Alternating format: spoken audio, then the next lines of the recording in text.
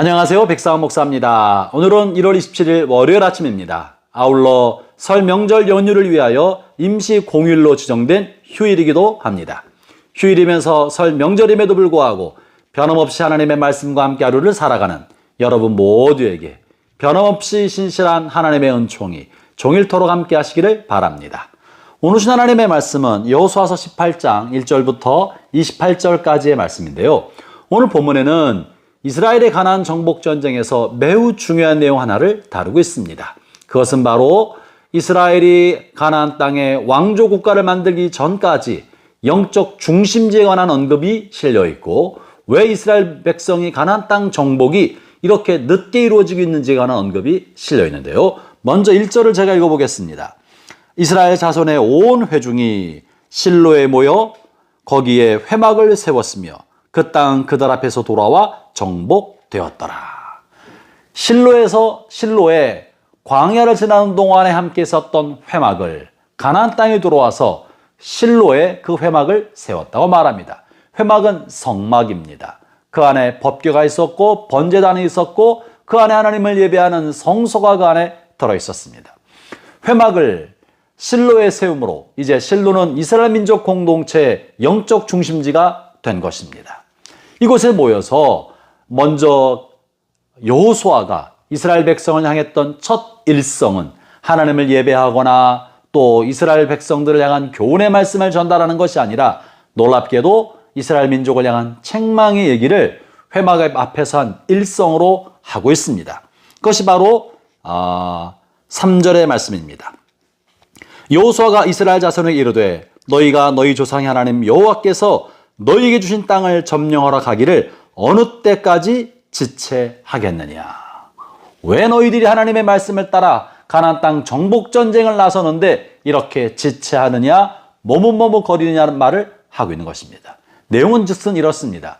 먼저 모세와 함께 가나안 요단강 동쪽 땅을 점령해서 르우벤 지파랑 갓 지파랑 므낫세 절반 지파가 그 땅을 차지했고, 그 후에 유다와 또 므낫세 남은 절반 지파과 에브라임은 가나안 서쪽 땅 북쪽을, 유다는 가나안 서쪽 땅 남쪽을 차지하게 되었습니다. 그리고 또 북쪽에 므낫세 절반 지파니 차지했습니다.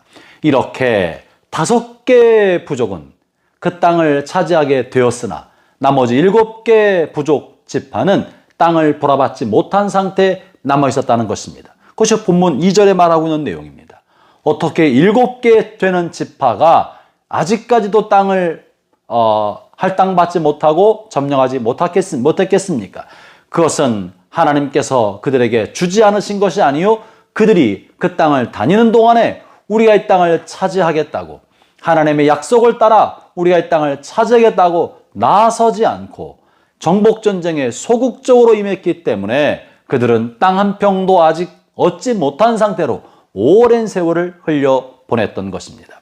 본문을 통해 알 수 있는 중요한 힌트 중에 하나는요, 하나님 이스라엘 백성에게 가나안 땅 전체를 주겠다고 약속하셨지만 누군가가 깃발을 들고 칼을 빼어들고 내가 이 땅을 갖겠습니다 하고 그 땅에 깃발을 꽂고 그 땅을 정복해 나가면 하나님 그에게 약속으로 준 땅을 허락해 주시지만, 하나님이 주셨다고 약속함에도 나서지 아니하고 지켜보고만 있으면 그 땅을 차지할 수 없었을 뿐만 아니라 그 땅의 주인도 정해지지 않는 무주공산으로 남게 된다는 말을 말해주고 있는 것입니다.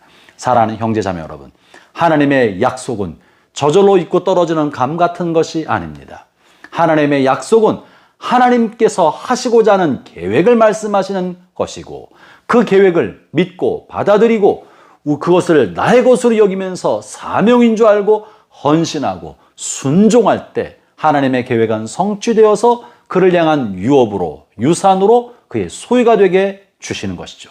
그런데도 아쉽게도 가나안 땅에 들어왔던 이스라엘 백성은요, 여러 번의 전쟁을 통하여 그들은 전쟁하는데 자신이 없었던지, 혹은 그들을 이끌 만한 지도자가 없었던지 머뭇머뭇하면서 많은 시간을 흘려보냈던 것입니다. 아마도 제 생각에는 각 지파에게 갈렙 같은 탁월한 지도자가 없었기 때문에 지파를 하나로 이끌어주지 못해서 그런 건 아닌가 생각이 됩니다. 여호수아는 뛰어난 명장으로서 전쟁을 승리로 이끌었지만 그러나 여호수아가 모든 전쟁에 참여할 수 있었던 것은 아닙니다. 각 땅을 나누어 주면 각 지파가 이곳을 우리가 차지하여서 우리의 기업으로 삼겠습니다라고 나설 때 마치 갈렙처럼 우리가 헤브론 산지를 차지하겠습니다. 내게 주십시오 하고 나설 때 하나님 그의 땅을 허락해 주시고 그러자 헤브론 땅은 갈렙과 유다 지파의 땅이 됐지 않았습니까? 이처럼 하나님이 주신 영토를 바라보며 이 땅을 내가 차지하겠습니다라고 나서며 적극적인 정복 전쟁을 하는 사람에게 하나님 그 땅을 하게 주시는 것인데 나머지 지파에서는 이렇게 나서는 탁월한 지도자가 없었기 때문에 전쟁을 많이 해본 적이 없었던 이스라엘 백성은 전쟁에 관한 두려움으로 머뭇머뭇하지 않았나 생각이 됩니다. 그래서 결국 할 수 없이 여호수아는 각 지파에서 3명씩 선정하도록 요청하고 그 3명을 다른 나머지 지역에 정탐으로 보내어서 그 땅을 정탐하게 하고 정탐한 후에 그 땅에 관한 자세한 지도를 그려오라고 합니다. 그리고 그 지도를 근거로 7개 영역으로 나눠서 그 7개 영역을 제비뽑기를 통해 나누어 주겠다, 분할하겠다라고 이야기를 합니다. 사랑하는 형제자매 여러분, 우리에게 주신 약속을 성취시킬 수 있도록 깃발을 들고 이끌어갈 지도자가 필요합니다. 지도자가 없으면 힘이 모이지 않습니다. 그렇기 때문에 양이 이끄는 사자의 무리보다 사자 한 마리가 이끄는 양의 무리가 훨씬 더 강하다는 그런 명언이 있습니다. 탁월한 지도자는 각 한 사람 한 사람의 장점을 잘 살려서 할 수 있는 일과 할 수 없는 일을 나누어서 일을 맡기게 될 것입니다. 그러나 아무리 탁월한 사람이랄지라도 지도자가 안목이 없고 통솔력이 없고 지도자가 이끌어주지 못한다면 사자머리도 오합지졸이 되고 말지 않겠습니까? 형제자매 여러분, 여러분은 하나님이 보내신 지도자입니다. 가정 안에서 지도자입니다. 여러분의 가정이 화목하고 하나님을 경외하는 믿음의 가문이 되도록 하나님이 여러분을 세우시고 보내셨습니다. 명절 동안에 가정의 화목을 위해서 최선을 다하십시오. 여러분이 지도자입니다. 그리고 여러분의 가정이 복음화되고 하나님을 경외하는 믿음의 가문이 될 수 있도록 여러분이 헌신하고 여러분의 가족 공동체를 바른 방향으로 이끌어 주십시오. 하나님 것이 여러분에 맡긴 사명의 몫입니다. 아무도 이 일을 하려 하지 않고 화목과 복음으로 인한 헌신과 믿음을 받아들이는 분야에서 누군가 나서서 헌신하지 않는다면 어떻게 여러분의 가정이 하나님의 나라, 하나님의 믿음의 명문 가문이 될 수 있겠습니까? 누군가가 나서고 헌신할 때만 하나님의 꿈은 현실이 되는 것입니다. 명절을 보내면서 여러분 한 사람 한 사람이 지도자가 되어서 여러분의 가문과 가정을 화목과 경건함으로 꽃피우는 복되는 종이 함께 하시기를 바랍니다. 기도하겠습니다. 하나님 아버지 감사합니다.